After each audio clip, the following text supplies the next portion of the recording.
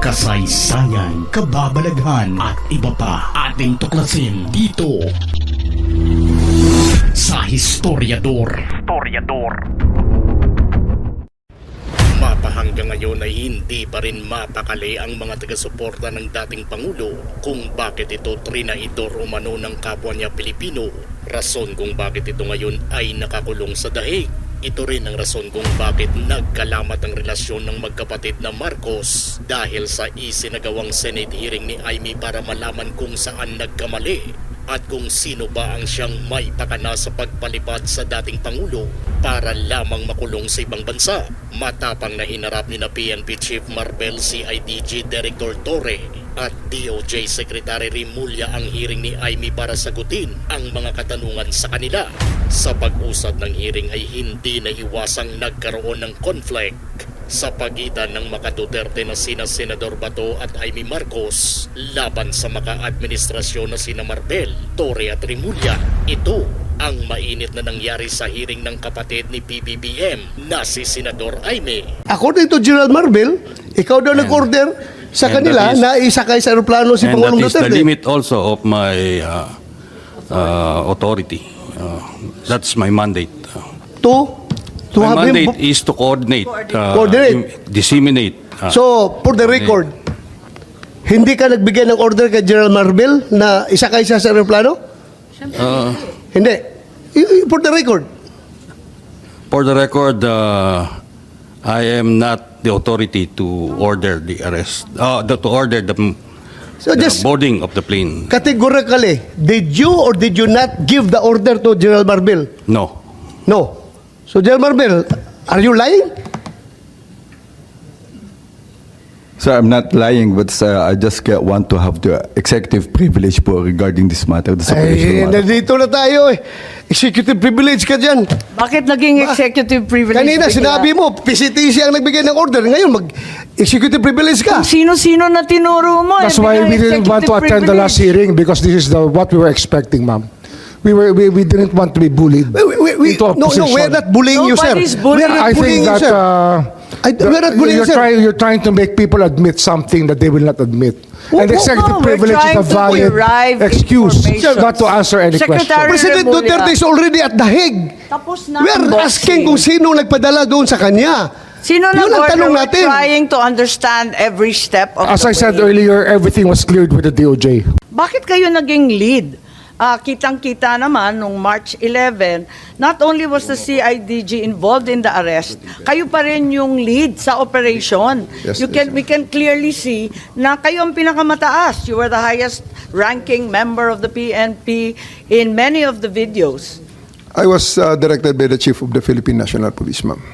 Yes, perhaps our Chief PNP can explain bakit yung CIDG ang naging lead samantalang investigasyon ang dapat mission nila. Ma'am, I just want to, yun sa background po natin, yun sa PNP po, ang Interpol, PCTC, ang dalawa lang po ipinapadala niya, no? Pagka dun sa PNP po, ang main task po namin, pagka PCTC, CIDG, ang sa NBI naman, NBI Interpol. So usually, pagka may request po ang PCTC, ang pinaka-diretso po namin is CIDG, not any other unit when it comes to arrest po. Pero you had the choice, ano? Madam Chair. Hindi naman lagi CIDG nag-aaresto nitong mga high-profile personalities. Wala naman ako nakikitang CIDG sa TV pag nakikita yung iba't ibang krimen. Hindi naman lagi sila eh. Ma'am, when it comes to the request of the PCTC, ang tasking po is always sa CIDG po. Yun po yung ano natin sa Ang PCTC. binanggit ni Executive Director ay yung NBI. Wala siyang binanggit na CIDG. Ma'am, when it comes to the PNP, ang PNP po, ang automatic po namin, it's from me, I always task the CIDG po when it comes to Interpol matters po. So it's in fact your choice. General Torre is a trusted and competent general, and that's the reason you chose him. No, ma'am, that's for me, it's always a CIDG when it comes to yung mga national po ng, ano po, ng huli po. Yes, Senator Bato, please. Thank you, Madam Chair. General Marbel, kung si General Torre ang pinapa-operate mo doon, ibig bang sabihin na lahat ng actions niya, lahat ng ginawa niya ay sanction mo? Opo, it's under po ng Philippine National Police po yan. So lahat ng ginawa niya, sagot mo? Yes, sir. Opo. Thank you. That's the PNP that I would like to believe. Whatever your people does or fail to do, sagot mo. Diba? Just want to clarify, no? Ang sinasabi po natin, all legal po. Ang sinasabi lang, we're just assisting po yung PCTC. That's reasonable po na ang request po is coming from I'm PCTC not po. referring to PCTC anymore. Yung sa kabuuhan ng operation. Dito po sa Philippine National Police, lahat po ng action ng Philippine National under po sa atin, it's all legal po. When it comes to illegal, meron naman po kami mga ginagawa po dyan. Hindi, hindi ko na sinabi illegal. Akin lang, basta yung ginawa ng tao mo, sagot mo. Dahil ikaw si PNP, di ba? Dapat ganun. Yan man talagang kuhan natin. Trabaho natin. Sagot ko kayo lahat dahil you are carrying out my orders. Yes, sir. Tama po yan. Kasi ang mandate po ng CID is really to effect po yung mga warrants of arrest po. Okay, yeah, just for the record. Just for the record, Madam Chair. Thank you. Yes, maraming salamat. Palibhasa, inassign nga ni Chief PNP si General Torre bilang lead ng pag-aaresto kay former President. Masasabi ba natin na yung aresto ni PRRD ay CIDG operation? It's a PCTC operation, ma'am, requested to the Philippine National Police. Pero kayo ang lead. So ikaw ang masasabi natin. Kitang-kita naman doon sa video, kayo nagmamando, sangkatutak yung pulis, pero kayo yung pinakamatasang rango. Pagkatapos, talagang CIDG operation ang labas. Tama ba yun? Sa level, ma'am, ng implementation ng orders, pagbigay ng mission, that is led by me, supported by the other units of the Philippine National Police, as directed by the Chief of the Philippine National Police. That's ma'am. right, but I did not see any other higher-ranking generals than you. You were the only one there. You were clearly the one leading the pack and determining what would happen next. Baka hindi lang siguro, ma'am, na nakikita ang ibang high-ranking officers doon sapagkat nakamix naman Sinabi nila. mo nga, Nick, na you said that well, sir, ako ang pinakamataas dito. Yes, sir. I'm two-star, di ba? Yes, sir. Oh, so you stick to that. Pero meron, sir, mga matataas na official Oh, doon, pero sir. ikaw, At sinabi together mo with lahat. me, Oh, sir, sino-sino na mas mataas sa'yo at nagmamando? Wala naman kasi kaming narinig. Ikaw lang ang nandun. Wala namang masama kung ikaw ang inassign. Di syempre, gagampanan mo, di ba? We are under the direction of the Chief PNP. He was there personally. Ang pag-implement lang, sir, ng actual arrest ay ang aking ginawa, and I operated under that direction to ensure the proper service of the warrant, the observation of the law, protection of the arrested person, and ensuring his safe delivery Okay lang. sa kung saan man siya pinapadala sa akin. So, ma'am. simple lang. Was it a CIDG operation? Yes or no lang po? Para No, ma'am. maliwanag That's na. a PNP operation. CIDG bahagi naman ng PNP, pero sa dinami-dami ng division, sa dinami-dami ng pangkat sa PNP, CIDG ang pinili ng Chief PNP na maglulunsad nito. Tama po ba? That is an operation, composite operation. That is an operation headed by a composite team of the PNP, led by the director of the CIDG, ma'am. So, who give the orders to The chief. have President Duterte transported to The Hague? Sino nagbigay sa'yo ng order?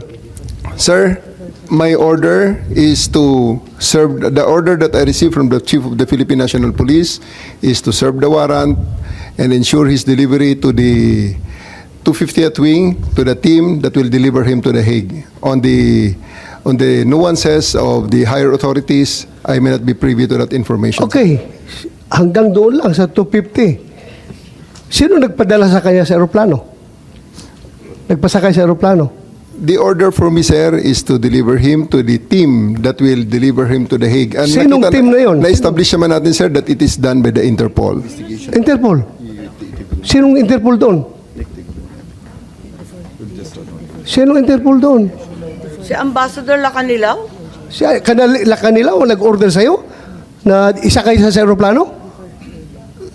Sir, I think we have already established. Yung order ko is for me to deliver him to the 250th wing and deliver him to the team. Okay, at assist the nandun na team. siya sa 250th wing. Ngayon, pinilit mo siyang ilabas. Nakita ko pa yung matanda, humawak sa lamisa. Ayaw siya magpadala sa'yo. Ayaw niyang sumakay sa aeroplano. Sino nag-order sa'yo na isakay siya sa aeroplano? Sino nag-order sa'yo? Can I defer the questions, sir? The answer to the questions to the SOJ, considering that I have a team you of are the the PG one there. there. Wala si SOJ doon. Ikaw ang nagkarga sa kanya sa aeroplano. Kaya tinatanong kita, who gave you the order? Still, sir, I take my orders from the Chief of the Philippine National Police. So, Chief PNP, you give the order to have former President Duterte board the plane? Ma'am, I think that from the very beginning, the DOJ's advice was sought on every step of the way. Yes, And sir. we gave the clearance to serve the warrant Yes, sir. of arrest. I am asking them because they are on the ground. Sila ang nag-implement doon. Kaya, Chief PNP, you give the order to the CIDG? The order of to the CID is really to assist the PCTC when it comes to arrest po. So, sino nagbigay ng order kay General Torre na ipasakay sa aeroplano? It's always the guidance that ang ano po namin is really to assist ang PCTC po. Kaya nga, PCTC. PCTC Were you the kayo? one who ordered the boarding of President Duterte sa aeroplano? Yes, General Alcantara, please. Mr. Senator, Madam Chair, I've said from time to time that my mandate is to coordinate our law enforcement agencies to comply with the requirement of the Interpol. Correct. I believe you, sir. Coordination ka lang. Yes. Coordination ka lang. Pero sinabi ni General Marvel That na is ikaw daw the- nag-order sa That kanya. is the limit of my power. Yeah. That's the But limit. according to General Marvel, ikaw daw nag-order sa and kanila that is- na isakay sa aeroplano si And that Pangulong is the Duterte. limit also of my authority. That's my mandate. To My have him. mandate is to coordinate, Coordinate. disseminate. So, for the record, hindi ka nagbigay ng order kay General Marvel na isakay siya sa aeroplano? Hindi. For the record. For the record, I am not the authority to order the arrest, to order the So just boarding of the plane. categorically, did you or did you not give the order to General Marvel? No. No. So, General Marvel, are you lying? So I'm not lying, but I just want to have the executive privilege po regarding this matter. This Ay, operational matter. nandito na tayo eh. Executive privilege ka dyan. Bakit naging executive privilege? Kanina bigla? sinabi mo, PCTC ang nagbigay ng order. Ngayon, mag-executive privilege ka. Sino-sino na tinuro mo? That's eh, why bigla we didn't want to executive attend the last privilege. hearing because this is what we were expecting, ma'am. We didn't want to be bullied into a No, position. we're not bullying you, sir. Nobody's bullying. We're not I bullying think you, that sir. We're not bullying you, sir. you're trying to make people admit something that they will not admit. And No, executive we're privilege is trying a to valid derive excuse information. not to answer any Secretary question. President Remulla. Duterte is already at The Hague. Tapos na We're ang asking boxing. kung sino nagpadala doon sa kanya. Sino Yun ang nag-order? tanong We're natin. trying to understand every step of As the I said way. earlier, everything was cleared with the DOJ. We are not bullying you, sir. Ha? We want the truth. That's why if we So, sir- try to make a person admit something that should not be admitted, it means that there is something more to it, which is the clearance given by the DOJ was probably the most important part of it, to serve the warrant of arrest and to surrender the person under the law. I'm sorry, Secretary Remulla. I recall that General Torre, nagbigay siya ng interview na sinabi niya, bigyan lang ako ng eroplano. Ako nang bahala dyan. Tama po ba? Yung nabasa ko, na sinabi niyo, ako nang bahala, basta bigyan ako ng eroplano. Nabasa po namin sa media, fake news po ba yun o hindi? Kasi kailangan niyo po talaga siyang ilipad sa dahil. General Torre. Please panoorin ninyo, nandyan, arrest him, bring him to the Hague, yun lang. pakita lang. So paano po General ibinabasa Torre. inyo ni PNP Chief Marbil na how did he say that to you? Na no matter what, we need to fly the former president to The Hague and we need to implement the ICC arrest warrant. Arrest him and bring him to The Hague. Yun lang. Simple as that. Arrest him and bring him to The Hague. Sagot ko lang, sir, bigyan mo ko aeroplano. O di ayos. And then the rest, you planned everything. Matagal na yan eh. Ang plano na yan, matagal na yan. Hindi yan spur of the moment eh. Matagal na yan. And nagkataon lang na talagang yun, the opportunity arose. So Secretary Remulla, nagpa-interview na si General Torre. We're not bullying him. He voluntarily gave this interview. And like many of our countrymen, napanood namin. Sinabi niya na siya talaga. Paano ba yun? Sino nag-utos sa kanya? Ano nga yan, ma'am? Sabi ko nga, clear namin lahat yan. Kasi they were asking me the Sino po legalities. ninyo Even if I was clear? abroad, my advice was being sought. And I gave them the advice. That, So kayo number ang one, nag-utos? serve the warrant of arrest. And number two, surrender him to the Hague. That's what the law provides. So, sir, you're the one giving the orders. Well, in some ways, because I gave them the legal basis for all the actions that happened. So, you're the one giving the orders. If I have to be the one, then if I am the one No, sir. that is referred to, I will admit it. Kasi that I gave the clearances to number one, serve the warrant of arrest as I saw it, as I deemed fit, and number two, to fly him to The Hague to be surrendered under Section 17 of Republic Act 9851. Iba And kasi- then that is, I caused this through my brother, Yes, who sir. is the Secretary of the Interior and Local Government. Sir, giving orders is different from giving clearance. Klaruhin natin ito. Well, Ang tinatanong ko is, sinong nag-utos? Because PNP is a uniform organization. Hindi yan gagalaw kung wala mag-uutos. Ang tinatanong namin ng committee, sino nag-uutos? Ikaw sabi mo, you're the one giving the clearance. Ngayon, ina-admit mo na parang sinasabi mo na kung gano'n man lang, ako na nagbibigay ng orders. So, nalalabuan ako doon. Kasi sabi mo, Sir. nagbibigay ka ng clearance sa kanila. Sa kanilang ginagawa. kasi every step of the way. it's a crisis management time eh. Kailangan maklear lahat. Dapat malinaw mag-isip yung mga taong kasama sa Nasabihan usapan. mo na ahead of time. Na-clear na lahat yan. Tinatanong nila sa akin kung ano nga. Ang sinabi ko talaga dyan, number one, you can serve the warrant. And number two, Hague. Surrender him to the Hague under the law. So- That is what the law provides. So ang ibig sabihin, nalaman na ninyo na may warrant bago pa umabot yung March 11, 3 a.m. na sinasabi. Hindi po. Nalaman may clearance na una-una, before sasabihin ko March sa inyo, 11. nalaman ko po na merong problema nung March 9, ako po yung nasa airport at sinasabi sa akin, mukhang may mga chismis na merong warrant. So balik tayo sa Pero chismis mo yun. Kung alam ko kung totoo yun, hindi na po ako lumipad. I would have stayed here. Pero I had to fly because I had a commitment So nautusan ninyo ng March with the 9. UNODC. So nautusan ninyo ng March 9 si PNP Chief Hindi ho. Marbil? Nung dumating po yung warrant, yung diffusion order, pinadala po sa akin yan. Siyempre, ang technology naman, nasa Vienna po ako, kahit iba yung oras. Nung nakita ko po yung diffusion order, sabi ko, that's valid. You can serve it. Tsaka may warrant na kasama kasi yun eh. May warrant po kasama na pinadala sa akin eh. Sabi ko, it's a valid warrant. Akala ko yung diffusion hindi warrant. Bakit Hindi ba, bumalik may na kasama naman ho tayo sa warrant yun. unang usapin? It had an accompanying warrant which was given to me. And that warrant which was the one that was served to the former president. Balikan muna natin ang CIDG. Kasi sinabi nga dito sa interview na pinanood natin na alam na ninyo na meron kayong papel sa pag-aaresto. Masasabi ba ninyo na well-planned itong arrest? Kasi it was planned weeks in advance.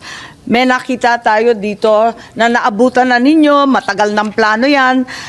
Pwede ba nating paliwanag itong statement po ninyo, anticipation? Kasi yan ang actually pagdating ko, may plano na. Anticipation ng warrant. Sabi ninyo pagdating nyo. So dumating kayo mga bandang September, meron na yan. Ma'am, maraming salamat talaga sa tanong na yan. For me to clarify that statement na natitwist na sa social media. That interview is made from the context of the chief of the CIDG. Isang part lamang ng PNP, maliit lang akong parte ng PNP, na may sariling mandato. Kaya tumatakbo sa akin, ma'am, yung crisis, palaging tumatakbo dyan bilang operations officer, bilang commander, yung 4Ps of contingency planning. Predict, prevent, prepare, perform.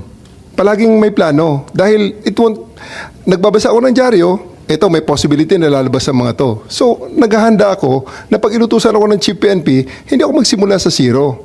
So, it's not about anything, about sinister or anything, but it's just part of my job to plan for it. So, ano ang mga dapat pag may lumabas may mga wanted person, in-anticipate natin lalabas ang So warrant? hindi pa dumarating yung diffusion notice no March 11, may plano ka na. Hindi ko po dinidinayan, ma'am. Part ng aking trabaho ang mag-prepare ng contingencies. Tama, para pag hindi naman nautusan kita ako, naka-ready binibintang. po yan, ma'am.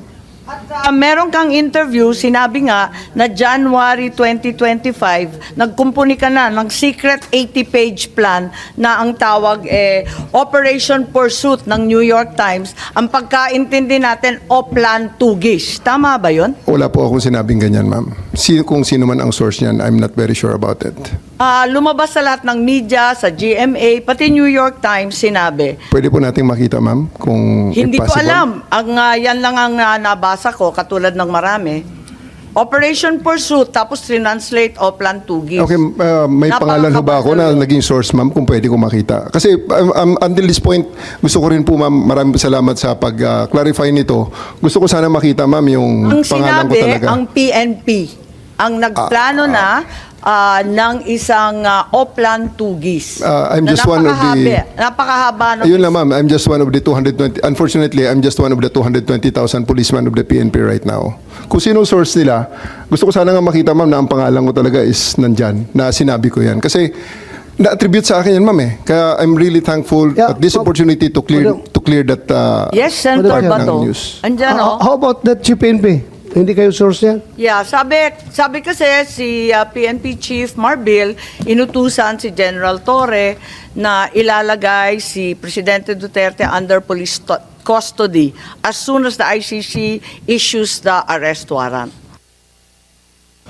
Ma'am, wala po kaming ganyan at hindi ko po nakita yung Oplan Tugis na sinasabi nyo ngayon. So, ibig sabihin yung New York Times, lahat ng local media, sinungaling. Okay lang. I mean, sabihin lang natin alin yung totoo, alin hindi, para maliwanagan kami. Madam Chair, mas naniniwala ako sa kanila pag sinabi nila yan kaysa dyan sa mga lumalabas na balita. Kapag sinabi nila na hindi silang source, naniniwala ako. Okay, paniwalaan natin. Tama naman, dapat paniwalaan ng kapulisan. Meron ba kayong memorandum, document, outline tungkol dito sa aresto ng March 10 or March 11? Bago pa dumating yung warrant, meron na ba kayong plano? Kasi sabi nga ninyo, General Torre, lagi kayong naghahanda for any eventuality. Crisis management nga naman. For the specific, yung March 11, ma'am, wala talagang pre-planned na sinasabing itong specific. Kaya on the fly ngayon, ma'am, na ginawa, ma'am, eh. So, everything that was done there, based on the contingencies, meron tayong mga, may situation analysis, may... Pero sinabi rin ninyo, matagal ng plano yan. Yes, ma'am. Naabutan ko na yan. Pagdating ko, meron na yan. Anticipation na kami. Actually, ma'am, ang pinaka-mother of plan yan, ma'am, baka kasi yung pursuit na yan, hindi tugi sa pinagsimulan, baka manhunt. Kaya pursuit, baka manhunt yung manhunt Charlie natin, na mayroong ganyan ang PNP. Hindi The eh. accounting of wanted persons. Hindi po, General Torre, kasi may PNP memos for deployment. Pinirmahan ni Chief PNP Marbil, March 10 pa lang. Wala pang arrest warrant, magde-deploy na tayo ng kapulisan sa NCR at pati na rin sa Davao. Diba? May memo tayo, pinakita natin nung first hearing. Yes, Chief Marbil, please. Ma'am, that's a regular deployment po yung pinapadala po natin. Yun po yung ano natin. Bakit kayo nagde-deploy? Wala pang warrant?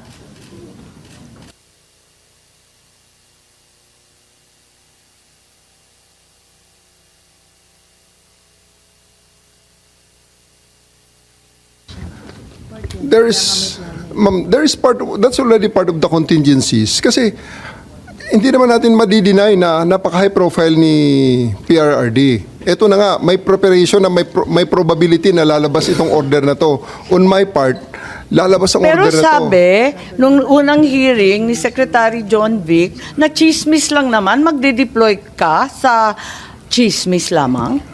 There's really no harm in erring on the side of caution, ma'am. Palaging ganyan. Prevent after the prediction. We prevent whatever. Kaya palaging predict yan ang scanning the operational environment, threat assessments, So wala preparation, talagang IPB. plano. Pero sinabi mo, matagal ng plano yan. Alin ba talaga? The contingencies are there, ma'am. Hindi na sinasabing wala talaga kaming alam at wala kaming pinaghahandaan. May contingencies tayo, ma'am. So it's always there. So you're part of the saying that PNP. it was just general contingency planning, Yes, ma'am. no specific incident was anticipated? Although, sinabi rin ninyo, anticipation ko na yan. Pagdating nung mga... Anticipation ng warrant ng ICC. That's very specific po. Ma'am. Hindi siya generic contingency planning. Opo. Part na ho ng aking trabaho na ma'am yan, nakita ko na, sabi ko, nako, paano pag nautusan ako bigla, lumabas ang warrant at i-implement ito. Nasa Hong Kong ang ating subject. So, that's all part of the anticipation already and the So in contingency fact, there was a planning. plan. Ma'am? So in fact, there was a plan. There was a- Kasi nag-anticipate na kayo na Ina-adjust na magkakaroon lang. ng warrant. Ina-adjust natin ang contingencies, ma'am. Ina-adjust ko ang contingencies so that pagdating ng specific na order Kayo sa lang ang akin, nagplano mag-isa sa buong PNP? I'm the head of the CIDG, ma'am. I have, Pero kayo lang ang nagplano I have ng 2,000 operation. people. I have 2,000 people under me. Sir. I understand, General, and we respect the CIDG for its outstanding track record. Kaya lang, tinatanong ko lang, kasi sinabi ninyo na iba-ibang grupo ang nagkumpune ng task force o kung ano man ang tawag doon, na iba-ibang bahagi ng PNP, hindi lang naman CIDG, kasi ayaw ninyong tawagin na CIDG operation. Sino-sino pa ang kasama sa planning dito sa anticipation ng ICC warrant? Thank you very much for the praises to the CIDG, ma'am, first and foremost. Ako rin, ma'am, ang naglabas ng mga request na ito po ang mga components na kailangan, ang mga makakailangan ko at Sino-sino ma-engage po? just in case na ito ay it will come down. So if you have seen, meron doon mga Special Action Force, kasi nga, ni-request ko ang mga yon. I requested them through the Chief PNP. Sir, I need the Special Action Force. I also need the NCRPO to stand by on alert na ang kanilang mga civil disturbance management ay mag-ready rin just in case na magkaroon ng mga rally, magkaroon ng mga mass movements. Ready rin kami So kahit papano, hindi totoo na walang plano kasi may anticipation ka na eh. At Definitely, saka ma'am. nananawagan ka na sa iba't Definitely. ibang tropa. Definitely, we are denying that plan from the context of being sinister and really plotting against the former president. It's not like that. We are just making sure that the PNP will be up to its mandate of protecting the peace and order and the well-being of the citizens, even though this an event as controversial as this goes down. So Chief Marbil, tama ba inauthorize ninyo na tawagan yung iba't ibang pangkat ng PNP si General Torre? Siya nang namahala ng lahat. Ma'am, ako po ang in charge po ng Philippine National Police. I just ordered General Torre to prepare. Yun po yung contingency natin. Kasi we heard from the news coming from the former president that there will be an ICC. That's Pero coming- iba-iba na yung mga grupo na tinatawagan niya, hindi na si IGG lang. That's ma'am, dun sa atin sa ano natin, meron po yung power ng CIDG that's really to help from other units po. Okay naman po sa Philippine National Police po yan.